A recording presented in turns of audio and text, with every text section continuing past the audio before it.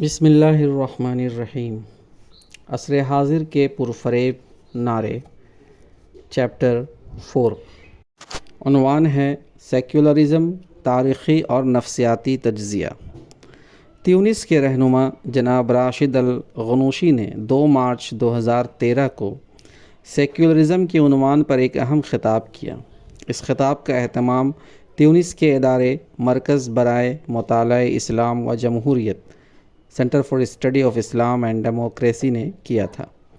موصوف کے خطاب کے بنیادی نکات یہ تھے: نمبر 1، سیکولرزم کسی ایک تصور کا نام نہیں ہے بلکہ متعدد روپ رکھتا ہے، اس طرح اسلام کی تعبیریں بھی بہت سی ہیں۔ نمبر 2، بظاہر سیکولرزم ایک فلسفہ معلوم ہوتا ہے، لیکن تاریخی حقیقت یہ ہے کہ یورپ میں سیکولرزم بعض عملی مسائل کے حل کے لیے وجود میں آیا جو وہاں کے سماج کو درپیش تھے۔ مسائل اس لیے پیدا ہوئے تھے کہ یورپ کے روایتی مذہب کے کلمہ جامعہ ہونے کی حیثیت ختم ہو چکی تھی اور ایک متبادل کلمہ جامعہ کی تلاش تھی۔ نمبر 3، سیکولرزم کا سب سے اہم عنصر اس امر پر اصرار ہے کہ ریاست کو مذہب کے سلسلے میں غیر جانبدار ہونا چاہیے، یعنی ایک فرد کیا عقیدہ رکھے اس معاملے میں ریاست مداخلت نہ کرے۔ نمبر 4، مندرجہ بالا تصور سے قریبی تعلق رکھنے والا دوسرا تصور یہ ہے کہ ریاست افراد کو ان کی مذہبی آراء کے سلسلے میں بھی آزادی دے اور سیاسی آراء کے سلسلے میں بھی وہ کسی پارٹی کی طرفدار نہ ہو۔ نمبر 5، میثاق مدینہ میں مذہبی اعتبار سے مسلمانوں اور یہودیوں کو ایک دوسرے سے ممتاز گروہ سمجھا گیا تھا، لیکن اس کے باوجود سیاسی اعتبار سے وہ ایک نیشن سمجھے گئے تھے۔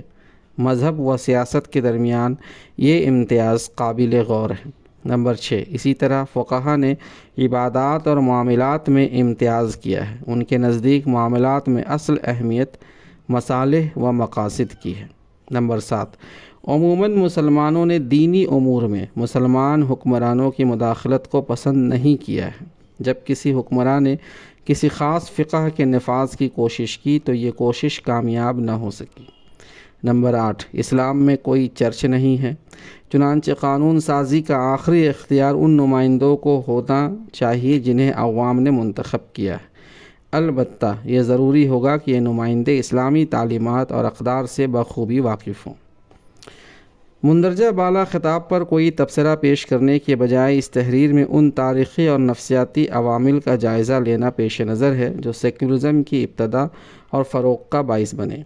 اس تجزیے کی ضرورت اس لیے ہے کہ اگر سیکولرزم کو جدید ریاست کا مطلوبہ وصف قرار دیا جائے، جیسا کہ موجودہ دنیا کا عام رجحان ہے، تو اس کی طرف تعریف متعین کرنے میں اس کے مخصوص تاریخی و نفسیاتی پس منظر کو نظر انداز نہیں کیا جا سکتا۔ بالفاظ دیگر، سیکولرزم کی کسی ایسی تعریف کو جو اس پس منظر کے مغائر ہوں یا تو فریب خوردگی کہا جائے گا یا سادہ لوحی۔ سیکولر حلقوں کو مطمئن کرنے کے لیے اگر کوئی مسلمان ملک اپنے نظام کو سیکولر کہے تو اندیشہ ہے کہ رفتہ رفتہ اسے سیکولرزم کی ان تمام خصوصیات کو بھی قبول کرنا پڑے جو سیکولرزم کے تاریخی سفر کا ناقابل انکار جز بن چکی ہے۔ اس سفر کا جائزہ درج ذیل ہے۔ مذہب اور فطرت انسانی۔ بعض سوالات ایسے ہیں جن کو ہر انسان زندگی کے کسی نہ کسی مرحلے میں ضرور دریافت کرتا ہے۔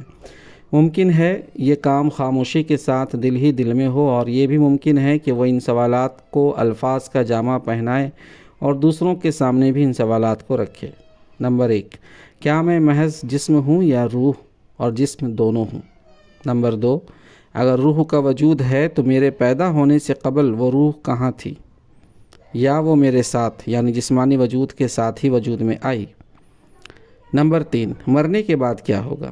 کیا روح کو بھی موت آ جائے گی یا اس کا کوئی اور انجام ہوگا؟ نمبر 4، اس کائنات کا مالک اور فرمانروا ہے یا نہیں؟ اگر ہے تو میرا اس سے کیا تعلق ہے؟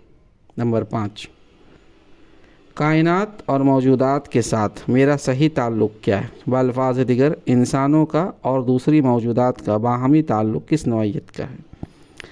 ان سوالات کو مذہبی نوعیت کے سوالات کہا جا سکتا ہے۔ انسانوں کی بڑی اکثریت ہر زمانے میں ان سوالات کا جواب مثبت انداز میں دیتی آ رہی ہے۔ مثلا انسانوں کی بڑی تعداد روح کے وجود کی قائل ہے اور روح کو جسم سے پہلے موجود سمجھتی ہے۔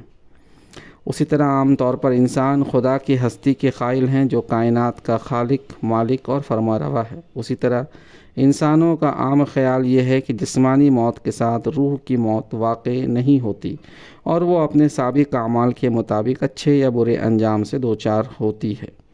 انسانوں کی بڑی اکثریت کے مندرجہ بالا خیالات کو مذہبی خیالات کہا جا سکتا ہے۔ یہ واقعہ ہے کہ انسان عام طور پر مذہبی خیالات کے حامل ہوتے ہیں اور ان خیالات کا کچھ نہ کچھ اثر کم یا زیادہ ان کی عملی زندگی پر بھی پڑتا ہے۔ اس واقعے کے بالکل برعکس ایک دوسری حقیقت بھی ہے جس کا تعلق پچھلے 400 سال کی تاریخ سے ہے۔ اس تاریخ کے تذکرے سے قبل مندرجہ بالا حقیقت سے جو اہم نتیجہ اخذ کیا جا سکتا ہے اس کا تذکرہ ضروری ہے، وہ یہ ہے کہ انسان کی فطرت مذہبی واقع ہوئی ہے۔ یورپ کی نشاط ثانیہ یعنی پنرجاگرن۔ البتہ انسان کی فطرت کے مذہبی ہونے سے یہ لازم نہیں آتا کہ مذہب کے تحت جو تفصیلی تصورات بھی انسانوں کے سامنے پیش کر دیے جائیں لوگ بہرحال ان کو اطمینان قلب کے ساتھ قبول ہی کر لیں۔ چنانچہ یورپ کی تاریخ میں ایسا ہی ایک اہم واقعہ پیش آیا۔ جدید دنیا کی تاریخ پر یورپ کے اس واقعے کا جو اثر پڑا وہ غیر معمولی ہے۔ جدید دنیا کو سمجھنے کے لیے اس واقعے کو سمجھنا بہت ضروری ہے۔ ہوا یہ کہ مذہب کے عنوان کے تحت یورپ میں انسانوں کو جو کچھ ملا وہ عیسائیت کے تصورات تھے۔ یہ تصورات ان تعلیمات کے آئینہ دار نہ تھے جن کو عیسیٰ علیہ السلام نے پیش کیا تھا، بلکہ آپ صلی اللہ علیہ وسلم کی تعلیمات میں تحریف کر کے ایک نیا دین بنا لیا گیا تھا اور اسے عیسائیت کہا جانے لگا تھا۔ مذہب عیسائیت کے تصورات درج ذیل تھے۔ نمبر 1، تثلیث کا تصور۔ توحید کے ساتھ تثلیث کا تصور یعنی خدا کو ایک بھی سمجھا جاتا تھا اور اسے خدا کے ساتھ عیسیٰ علیہ السلام اور روح القدس یعنی حضرت جبرائیل کو خدائی میں شریک بھی ٹھہرایا جاتا تھا۔ اس عجیب و غریب ملغوبے کی کوئی توجیہ نہیں کی جا سکتی تھی، بلکہ الفاظ میں اسے قابل فہم انداز میں بیان کرنا بھی مشکل تھا۔ نمبر 2، ارباب مذہب کا گروہ۔ مذہبی افراد یا ارباب مذہب کے ایک گروہ کی موجودگی جن کے لیے انگریزی اصطلاح کلرگی استعمال ہوتی ہے۔ اس طبقے میں پادری، احبار اور رہبان شامل تھے۔ ان کی پوزیشن عام انسانوں سے بالا تر تھی۔ کلام الہی کو سمجھنا اور اس کی تشریح کرنا ان کا کام تھا اور عام انسانوں کو اس کا حق نہ تھا کہ ان کی بیان کردہ تشریح کے علی الرغم کلام الہی کی تفہیم میں اپنی عقل کو بھی استعمال کر سکے۔ اپنے اغراض کے لیے اور لوگوں کا مال حاصل کرنے کے لیے ارباب مذہب کلام الہی کی منمانی تشریح کرتے تھے اور اس میں لفظی و معنوی تحریف کر کے اپنے مفادات کی خدمت کرتے تھے۔ ان ارباب مذہب کو یہ خصوصیت بھی حاصل تھی کہ مذہبی رسومات تنہا وہی انجام دے سکتے تھے، عام انسانوں کو اس کا حق نہ تھا۔ مثلاً شادی کی رسم ان کے بغیر انجام نہ پا سکتی تھی۔ مزید برآں لوگ ان کے سامنے اپنے گناہوں کا اقرار کر کے اپنی نجات کے خواہاں ہوتے تھے۔ عام انسانوں کے لیے یہ ممکن نہ تھا کہ براہ راست اپنے خدا سے رجوع کر سکے اور اپنی خطائیں معاف کرائے۔ رفتہ رفتہ اس طبقے نے تقدس کا ایک حالہ اپنے گرد قائم کر لیا۔ ان کے لیے ہولینس کی صفت بطور لقب استعمال ہونے لگی اور اکثر اوقات اپنے اخلاق و کردار کی پستی کے باوجود ان کے تقدس پر کوئی حرف نہ آتا تھا۔ نمبر 3، رہبانیت۔ مذہب عیسائیت کا تیسرا تصور رہبانیت تھا۔ روحانی انتہا پسندی اور غلو کے نتیجے میں یہ خیال پیدا ہوا جو مقبول بھی ہو گیا کہ مثالی اور معیاری مذہبی زندگی کے لیے رہبانیت یعنی ترک دنیا ضروری ہے۔ اس خیال کے نتیجے میں ایک طبقے نے جو روحانی بلندی کا خواہشمند تھا رہبانیت اختیار کر لی۔ یہ واقعہ ہے کہ اس طبقے کے بعض افراد کے اندر اعلیٰ روحانی صفات پیدا بھی ہوئیں، لیکن دوسری طرف اس کا یہ نتیجہ بھی نکلا کہ عام لوگوں میں مذہب کے ناقابل عمل ہونے کا خیال پیدا ہو گیا۔ انہوں نے سمجھ لیا کہ مذہب ایسے مطالبات کرتا ہے جن کو پورا کرنا ہم عام انسانوں کی بس کی بات نہیں۔ جہاں تک ہم عام انسانوں کا تعلق ہے، ہم کو بس اس پر قناعت کرنی چاہیے کہ چند مذہبی رسومات انجام دے دیا کریں اور ارباب مذہب کی حتی المقدور خدمت کرتے رہیں۔ نمبر 4، غیر عملی اخلاقی اقدار۔ مذہب کے ناقابل عمل ہونے کے اس خیال کو مزید تقویت ایک چوتھے عنصر سے ملی۔ عیسیٰ علیہ السلام کے بعض اقوال کو سیاق سے الگ کر کے اور ان میں تحریف کر کے ایسے معنی بیان کیے گئے جن میں اخلاقی قدروں کا ایک غیر عملی تصور پیش کیا گیا۔ مثلا ایک مشہور قول بیان کیا جاتا ہے کہ جو تمہارے ایک گال پر تماچا مارے اسے دوسرا گال بھی پیش کر دو۔ اگر عیسیٰ علیہ السلام کی طرف اس ہدایت کا انتساب صحیح بھی ہو تو یہ بات کسی خاص سیاق میں کہی گئی ہوگی۔ اس کو عموم پر قیاس کر کے لامحدود عفو درگزر کی ایک ایسی اخلاقی قدر پیش کی گئی جو ناقابل عمل تھی۔ اس کا نتیجہ یہ تو نہیں نکلا کہ عیسائی سماج فی الواقع اس غیر مشروط اور لامحدود عفو درگزر کے رویے پر عمل کرنے لگا ہو۔ اس کے برعکس نتیجہ یہ نکلا کہ لوگ عملی زندگی کے لیے اخلاقی حسن و قباح کے سوال کو ہی سرے سے غیر متعلق یعنی irrelevant سمجھنے لگے اور عملی زندگی کی بنیاد انہوں نے مفاد پرستی پر رکھی۔ نمبر 5، شریعت کی منسوخی۔ اس رجحان کو مزید تقویت ایک دوسری بڑی تحریف سے ملی۔ حضرت عیسیٰ علیہ السلام نے ظاہری مذہبیت کی نفی کی تھی اور مذہب کی حقیقی روح کے احیاء پر زور دیا تھا۔ اس نفی کو تحریف کرنے والوں نے شریعت کی نفی کے معنوں میں لیا اور سینٹ پال کے بعد عام عیسائی دنیا میں یہ خیال پیدا ہو گیا کہ شریعت منسوخ ہو چکی ہے۔ عام عیسائی نے جب یہ بات سنی کہ شریعت منسوخ ہو چکی ہے تو اس نے اپنے آپ کو شریعت کی پابندی سے آزاد کر لیا۔ اس طرح اخلاقی اقدار کے ساتھ احکام شریعت کا تعلق بھی عملی زندگی سے کٹ گیا۔ گویا اب مذہب ناقابل عمل ہونے کے ساتھ ساتھ غیر واجب العمل بھی قرار پایا۔ ذہنوں سے یہ خلش بھی مٹ گئی کہ شریعت کی خلاف ورزی کر کے وہ کسی گناہ کے مرتکب ہو رہے ہیں۔ نمبر 6، کفارہ۔ اس رجحان کو اپنی آخری حد تک پہنچانے کا کام کفارے کے تصور نے کیا۔ یہ خیال پیش کیا گیا کہ جو لوگ ایک خدا کے ساتھ اس کے بیٹے پر ایمان کا باطل عقیدہ بھی اختیار کر لے ان کے گناہ اپنے آپ بخش دیے جائیں گے، اس لیے کہ اس باطل خیال کے مطابق حضرت عیسیٰ علیہ السلام نے صلیب پر چڑھ کے سب ایمان لانے والوں کے گناہوں کا کفارہ ادا کر دیا۔ کفارے کے عقیدے کے بعد اس امر کی کوئی خاص ضرورت باقی نہ رہی کہ لوگ گناہوں سے بچنے کی کوشش کریں، اس لیے کہ کفارے کے ذریعے گناہوں کی بخشش تو ہو ہی جائے گی۔ اب اس کا رد عمل۔ عیسائیت کے ان تصورات کا جو شخص بھی جائزہ لے گا اس کا تاثر یہ ہوگا کہ یہ تصورات عقل کے خلاف ہے، نیز مذہب اور اخلاق کا رشتہ انسانی زندگی سے بہت کمزور کر دیتے ہیں، یہاں تک کہ یہ رشتہ عملاً کٹ جاتا ہے۔ یہ تو وہ تاثر ہے جو ان تصورات کے سرسری جائزے سے سامنے آ جاتا ہے، لیکن جن لوگوں نے ان تصورات کو عمل کے جامے میں دیکھا ان پر مزید یہ حقیقت بھی کھلی کہ ان تصورات کے نتیجے میں انسان دو طبقات میں تقسیم ہو جاتے ہیں، ایک عام انسانوں کا طبقہ اور دوسرا ارباب مذہب کا طبقہ۔ اس دوسرے طبقے کو پہلے طبقے پر نمایاں برتری حاصل ہوتی ہے، اس کا اقتدار لوگوں کے ذہنوں اور قلوب پر قائم ہوتا ہے۔ اس کے نتیجے میں عام انسانوں کا مال بھی اس کے ہاتھ آتا ہے اور سیاسی اقتدار بھی یا تو براہ راست اس طبقے کو مل جاتا ہے یا حکمراں اس کی تائید کے محتاج اور اس کے مرہون منت ہوتے ہیں۔ چنانچہ ان تصورات کا رد عمل ہوا اور 4 صدی قبل یورپ کے اہل دانش نے مذہب عیسائیت سے بغاوت کر دی۔ وہ ایسے مذہب کو ماننے کے لیے تیار نہ تھے جو عقل سے ٹکراتا ہو اور انسانوں کو اپنے جیسے انسانوں کا غلام بنا دیتا ہو۔ اس بغاوت کا نتیجہ کشمکش کی شکل میں نکلا، جس میں ایک طرف ارباب مذہب تھے اور دوسری طرف اہل عقل و دانش۔ ان دونوں رجحانات کا مقابلہ علمی دنیا میں بھی ہوا اور سیاسی دنیا میں بھی۔ بالآخر ارباب مذہب نے شکست کھائی اور یورپ میں یہ بات عام طور پر تسلیم کر لی گئی کہ انسانی رویے کی بنیاد عقل پر ہونی چاہیے نہ کہ مذہب پر۔ یہ کشمکش شدید بھی تھی اور جاں غسل بھی، اس لیے رفتہ رفتہ دونوں جانب انتہا پسندانہ رویے اختیار کیے گئے۔ سیکولرزم کی ابتدا۔ اہل دانش نے آغاز میں عیسائیت سے بغاوت سے کی تھی، لیکن بالآخر انہوں نے خود نفس مذہب کو غیر معقول ٹھہرایا اور اسے رد کر دیا۔ پھر یہ رجحان آگے بڑھا اور ہر ایسے تصور، رویے یا قدر کو خلاف عقل اور قابل رد ٹھہرایا گیا جس کا تعلق غیبی حقائق سے ہو اور جس کا محسوسات کی دنیا میں براہ راست مشاہدہ نہ کیا جا سکتا ہو۔ مذہب اور حقائق غیبی کو خلاف عقل اور ناقابل قبول قرار دینے کے اس رویے کا نام سیکولرزم ہے۔ فطری تقاضوں کا باہم ٹکراؤ۔ یورپ میں مذہب کے نام پر انسانوں کا استحصال ہو رہا تھا اور انسانوں پر اپنے ہی جیسے انسانوں کی جو حکومت قائم تھی، اس سے بچنے کے لیے وہاں کے اہل دانش نے مذہب کو قابل رد ٹھہرایا اور اپنے اس طرز فکر کے لیے سیکولرزم کا عنوان تجویز کیا۔ اس طرح یورپ میں فطرت انسانی کے دو پہلو آپس میں ٹکرا گئے۔ نمبر 1، فطرت انسانی کا یہ پہلو کہ وہ مذہبی واقع ہوئی ہے، یعنی انسان فطرتاً روح کے وجود کا قائل ہے اور اسی طرح خالق کائنات کو اس کی فطرت پہچانتی ہے اور ماننا بھی چاہتی ہے۔ نمبر 2، دوسری طرف فطرت انسانی کا یہ دوسرا پہلو کہ انسان ایسا معاشرہ چاہتا ہے جس میں انسان برابر ہوں، ایک انسان دوسرے پر خدائی نہ کرے، معاشرے میں عدل و انصاف قائم ہو، انسانوں کا استحصال نہ ہو اور ان کو غیر معقول باتیں ماننے پر مجبور نہ کیا جائے۔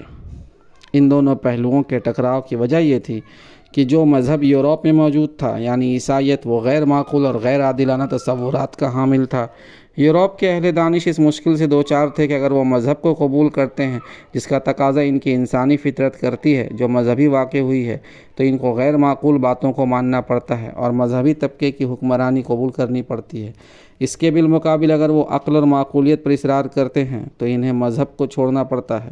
اس مرحلے پر یورپ کے دانشوروں نے مذہب کو چھوڑنا گوارا کر لیا اور اس خیال کی بنیاد رکھی کہ انسانی رویے کی بنیاد صرف عقل اور تجربے پر ہونی چاہیے، اور یہ کہ غیب اور غیبی حقائق کے نام سے جو بات بھی پیش کی جائے وہ قابل رد ہے، اس لیے کہ ایسی کوئی بات عقل اور مشاہدے کے ذریعے ثابت نہیں کی جا سکتی، اور جو کچھ محسوس مشاہدے کے ذریعے ثابت نہیں کیا جا سکتا وہ تسلیم کیے جانے کے قابل نہیں ہے۔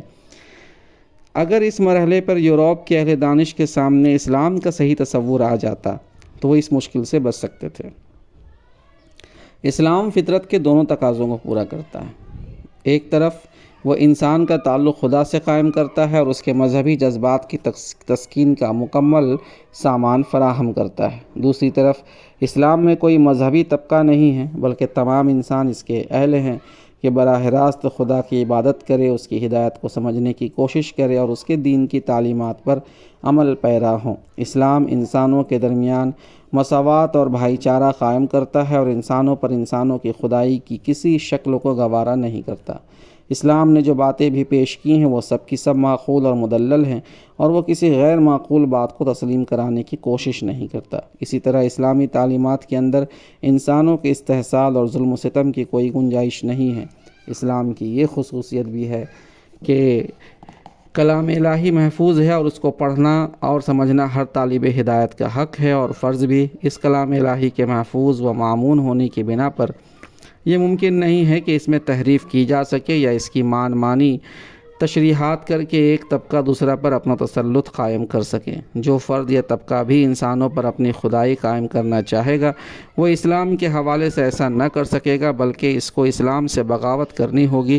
لیکن تاریخی و نفسیاتی اسباب کی بنا پر اہل یورپ اسلام پر غور نہ کر سکے، اس لیے یہ تاریخی حادثہ رونما ہوا کہ یورپ کی جدید صنعتی تہذیب کی بنیاد خدا، مذہب اور غیب سے بغاوت پر رکھی گئی۔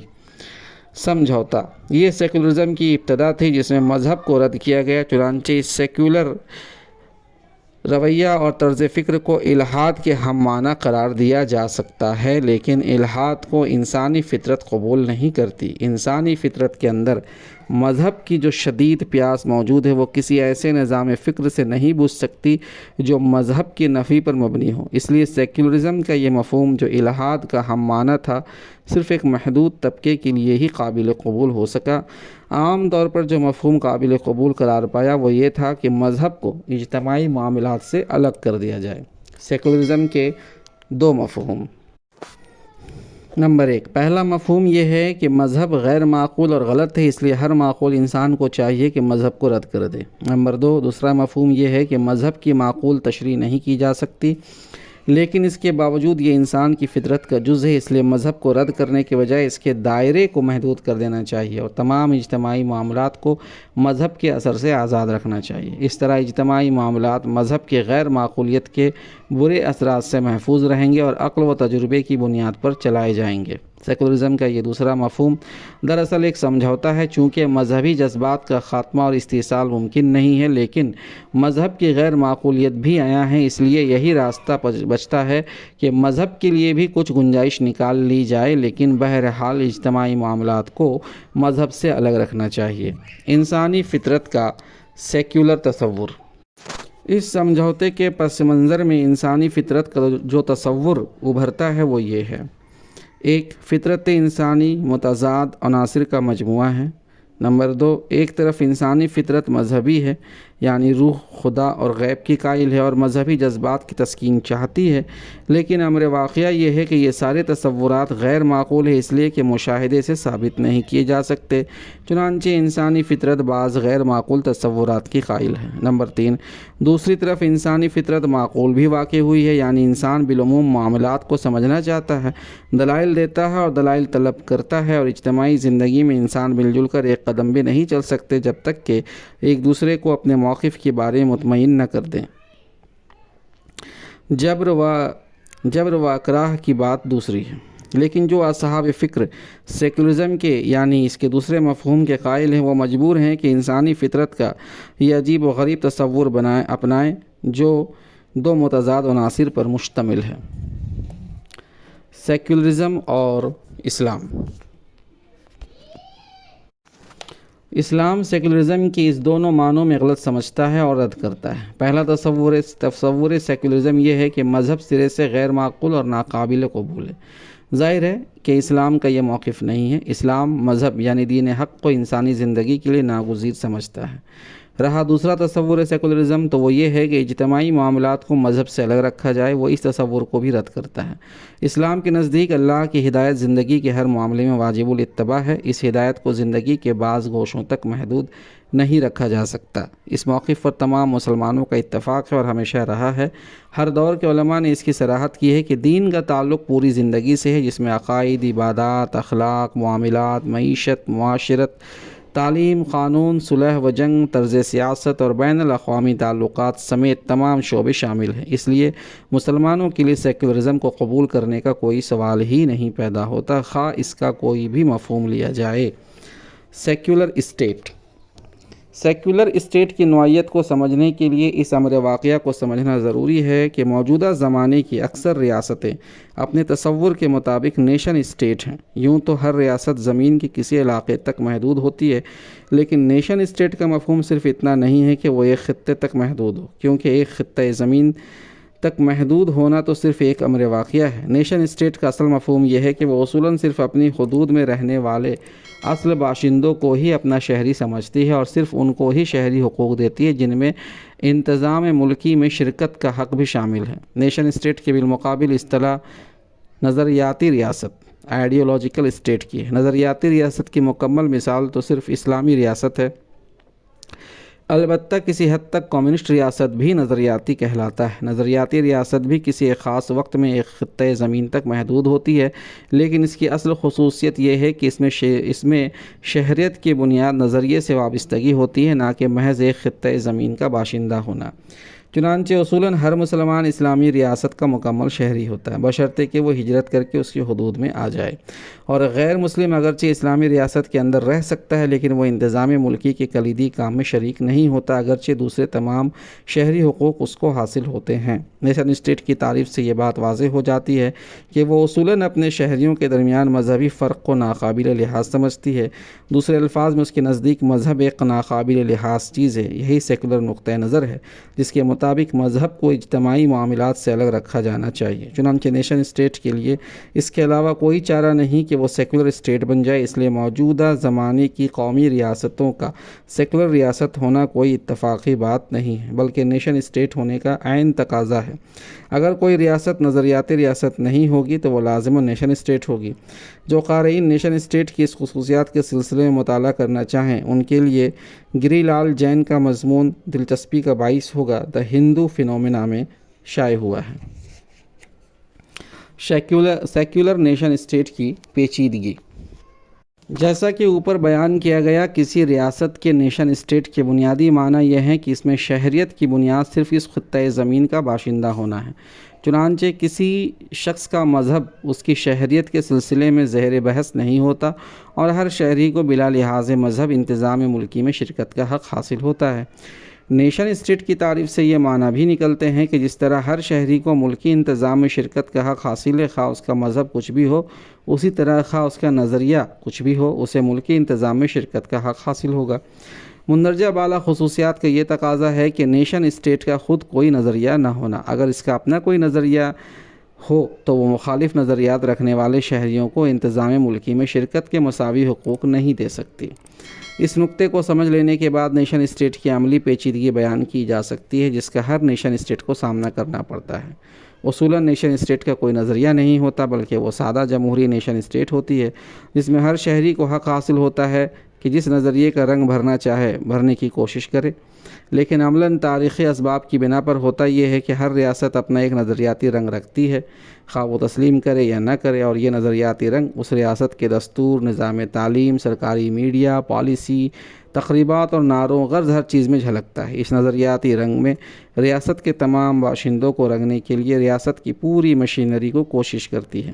جو باشندے اس نظریاتی رنگ سے اتفاق نہ رکھتے ہیں وہ اصولاً تو سارے شہری حقوق رکھتے ہیں لیکن عملاً زمین ان کے لیے تنگ ہوتی چلی جاتی ہے۔ ایسا صرف کسی تعصب کے بنا پر نہیں ہوتا بلکہ نظریاتی رنگ کی موجودگی کا فطری نتیجہ یہ ہے کہ ریاست ان نظریات کو مٹانے کی کوشش کرے جو اس کے اپنے پسندیدہ نظریے سے مختلف ہو۔ ہندوستان کی سیکولر اسٹیٹ۔ مثال کے طور پر آپ یہ جائزہ لے سکتے ہیں کہ ہندوستان کی سیکولر نیشن اسٹیٹ کا نظریاتی رنگ کیا ہے۔ غور کیا جائے تو محسوس ہوتا ہے کہ یہ نظریاتی رنگ کئی عناصر کا مجموعہ ہے جس میں باہم متضاد عناصر بھی شامل ہے۔ نمبر 1، وطنی قومیت کا تصور۔ نمبر 2، مشترک کلچر کا تصور جو کلچر نیشنلزم کی طرف مائل ہو جاتا۔ نمبر 3، حاکمیت جمہور۔ نمبر 4، گاندھیزم۔ نمبر 5، مغرب کے لبرل تصورات خصوصاً برطانیہ اور فرانس کی جمہوری روایات۔ نمبر 6، مذہب اور اجتماعی معاملات کی علیحدگی کا تصور۔ ہندوستان کی ریاست پوری کوشش کرتی ہے کہ اپنے مندرجہ بالا نظریاتی رنگ میں پوری آبادی کو رنگ دے۔ ظاہر ہے کہ وہ باشندے جو خود اپنا ایک نظریہ رکھتے ہیں ان کے لیے ریاست کی یہ کوششیں تکلیف دہ بھی ہیں اور پریشان کن بھی۔ البتہ ریاست کا یہ ظلم ایسا ہے کہ اس کو ظلم ثابت کرنا بھی مشکل ہے، اس لیے کہ سیکولر نیشن اسٹیٹ کو ایک صحیح نظام تسلیم کر لینے کے بعد ریاست کو اپنے اختیارات کے استعمال سے نہیں روکا جا سکتا۔ اب سیکولر نیشن اسٹیٹ چونکہ جمہوری ہے اس لیے وہ اپنے کو عوام کا نمائندہ کہتی ہے اور سمجھتی ہے، چنانچہ ریاست کے جو بھی اقدامات ہیں وہ خود عوام کے اقدامات قرار پاتے ہیں۔ ظاہر ہے کہ عوام کے ایک طبقہ ان اقدامات پر کیسے احتجاج کر سکتا ہے جو خود عوام نے ہی کیے ہوں۔ اس ساری پیچیدگی کی بنیاد یہ غلط مفروضہ ہے کہ ریاست کے تمام باشندے اپنے خیالات اور طرز فکر میں ایک جیسے ہیں اور ان کے درمیان مذہب یا نظریے کا فرق محض جزوی و فروعی نوعیت رکھتا ہے اور ناقابل لحاظ۔ واقعہ اس مفروضے کی تصدیق نہیں کرتا۔ ریاست میں فی الواقع متعدد مذاہب کے پیرو موجود ہیں اور ان کے درمیان طرز زندگی اور تصورات کا فرق فروعی نہیں ہے بلکہ اساسی اور بنیادی ہے۔ اب ہوتا یہ ہے کہ بادل ناخواستہ سیکولر اسٹیٹ ان مذاہب اور نظریات کے وجود کو تسلیم بھی کر لیتی ہے جو ریاست کے نظریاتی رنگ سے مختلف کوئی تصور حیات رکھتے ہیں۔ البتہ ایسے گروہوں کو اقلیت کہتی ہے۔ ان گروہوں کو نظریاتی گروہ کہنے کے بجائے اقلیت کہنا اور ان کے حقوق کی حفاظت کے لیے کچھ دستوری و قانونی تحفظات فراہم کرنا دراصل یہ معنی رکھتا ہے کہ نمبر 1، ایک اکثریت بھی موجود ہے، ورنہ اقلیت کی اصطلاح کے کوئی معنی نہیں۔ اس اکثریت سے ظلم و زیادتی عین متوقع ہے، چنانچہ کچھ تحفظات کی ضرورت ہے تاکہ اقلیتوں کے حقوق محفوظ رہ سکیں۔ نمبر 2، یہ مفروضہ کہ باشندگان ملک طرز حیات کے اعتبار سے یکساں ہیں حقیقتاً غلط ہے، لیکن اس غلطی کو سیکولر ریاست صاف صاف تسلیم نہیں کرتی بلکہ اقلیتوں کو کچھ حقوق بادل ناخواستہ دے دیتی ہے۔ نمبر 3، اس بے دلی کی بنا پر یہ حقوق ہمیشہ خطرے میں رہتے ہیں اور یہ اندیشہ ہر وقت رہتا ہے کہ وہ ختم کر دیے جائیں۔ نمبر 4، اگر حقوق ختم نہ بھی کیے جائیں تب بھی بے دلی کے ساتھ ادا کیے جاتے ہیں اس لیے کہ ریاست کے بنیادی تصور یعنی نیشنلزم سے یہ حقوق متصادم ہیں۔ اس رویے کی بنا محض تعصب نہیں ہے بلکہ ریاست کی نوعیت اسی رویے کی ترغیب دیتی ہے۔ نمبر 5، اقلیتوں پر مستقل یہ احسان جتایا جاتا رہتا ہے کہ ان کو کچھ حقوق سیکولر ریاست نے ازراہ عنایت دے رکھے ہیں اور یہ اس کی بڑی فیاضی ہے، جبکہ واقعہ یہ ہے کہ اللہ نے انسانوں کو آزاد پیدا کیا ہے اور کسی فرد یا ریاست کو یہ حق نہیں ہے کہ انسانوں کی آزادی طلب کر لے جس میں عقیدے اور دین کی آزادی شامل ہے۔ اگر وہ آزادی طلب نہ کرے اور انسانوں کو ان کے حقوق دے دے تو یہ کوئی احسان نہیں ہے۔ نمبر 6، اقلیت کی اصطلاح میں زور کسی گروہ کی تعداد پر ہے نہ کہ کسی اس کے نظریے پر۔ جس گروہ کو اقلیت کہا جاتا ہے اس کی اپنی نگاہ میں اس کی تصویر یہ بنتی ہے کہ وہ محض ایک قلیل التعداد گروہ ہے اس کی یہ تصویر نہیں بنتی کہ وہ ایک نظریے کا علمبردار ہے، حالانکہ یہ ممکن ہے کہ اگر نظریے میں قوت ہو تو ایک قلیل التعداد گروہ بھی مؤثر کردار ادا کر سکے۔ نظریہ کو یہ ثانوی اور فروعی مقام دینا نیشن اسٹیٹ کے تصور کے عین مطابق ہے۔ مسلمانوں کو جو دقتیں ہندوستان میں پیش آتی ہیں اس کی اصل وجہ سیکولر نیشن اسٹیٹ کا نظریاتی رنگ ہے، جس میں وہ مسلمانوں کو بھی رنگنے کی کوشش کرتے ہیں۔ ان دقتوں میں مزید اضافہ اس تعصب سے ہوتا ہے جب یہاں موجود ہے، لیکن بہرحال دقتوں کی اصل وجہ تعصب نہیں ہے بلکہ سیکولر نیشن اسٹیٹ کی مخصوص نوعیت ہے۔ سیکولر اسٹیٹ نہ ہو تو کیا ہو؟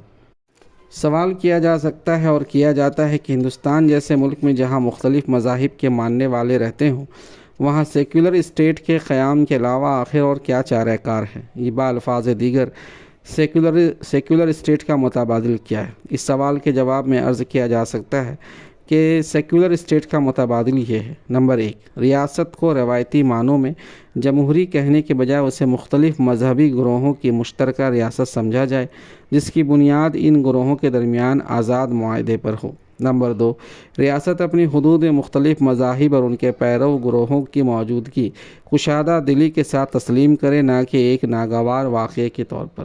اس کے معنی یہ ہیں کہ وہ وطنی قومیت اور مشترک کلچر و تہذیب کی نسب العین سے دستبردار ہو جائیں اور سوسائٹی کو سیکولرائز کرنے کا خیال چھوڑ دیں۔ نمبر 3، ہر مذہبی گروہ کے لیے مذہب پر عمل کی انفرادی آزادی کے علاوہ اپنے گروہ کی اجتماعی زندگی کو مذہب کے مطابق منظم کرنے کی آزادی بھی تسلیم کی جائے۔ نمبر 4، ہر گروہ کو یہ حق ہو کہ وہ اپنا نظام تعلیم اپنے کنٹرول میں رکھ سکے اور عام وسائل ریاست سے اس کو اتنا حصہ مل جائے جو اس کی آبادی کے متناسب ہو۔